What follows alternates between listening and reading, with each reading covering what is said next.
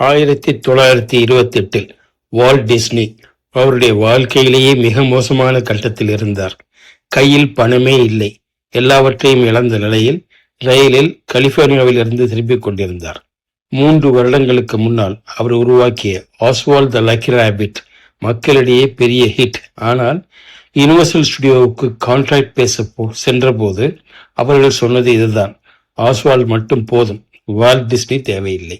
அந்த ஆஸ்வால்டுக்கு வேலை செய்த அனிமேட்டர்களையும் அவர்கள் தங்கள் பக்கம் இழுத்துக் கொண்டார்கள்.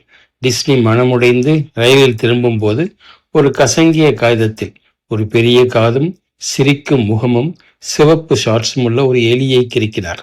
வீட்டுக்கு வந்து மனைவியிடம் காட்டி, இதுக்கு மார்ட்டிமர்னு பேர் வைக்கலாம்னு நினைக்கிறேன் என்றார். அவர் மனைவி சொன்னார், இல்லை, மிக்கின்னு வைங்க. அந்த மிக்கி மவுஸ் தான் வால்ட் டிஸ்னியை ஒரு உலக சாம்ராஜ்யத்தின் அரசனாக்கியது. இன்னும் ஒரு ஆச்சரியம், 78 வருடங்கள் கழித்து 1978 யுனிவர்சல் ஸ்டுடியோவில் இருந்து ஆஸ்வால்டின் முழு உரிமையையும் டிஸ்னி திரும்ப வாங்கினார். ஒரு தோல்வி, ஒரு ரயில் பயணம், ஒரு சிறிய கிறுக்கல் உலகையே மாற்றியது.